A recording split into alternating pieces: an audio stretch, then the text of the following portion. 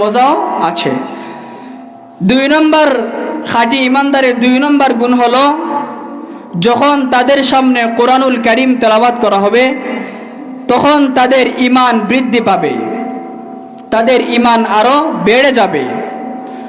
সময় অল্প, সংক্ষেপে বলার চেষ্টা করছি।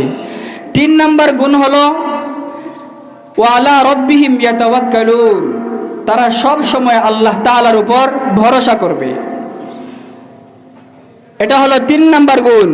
4 নম্বর গুণ হলো আল্লাযীনা ইউকিমুনাস সালাহ, তারা আল্লাহ তাআলার ফরজ বিধান নামাজকে প্রতিষ্ঠা করবে। এটা হলো খাঁটি ইমানদারদের 4 নম্বর গুণ। 5 নম্বর গুণ হলো ওয়া মিম্মা রাযাকনাহুম ইউনফিকুন, আল্লাহ তাআলা তাদেরকে যে রিজিক দিয়েছেন সেই রিজিক থেকে তারা আল্লাহর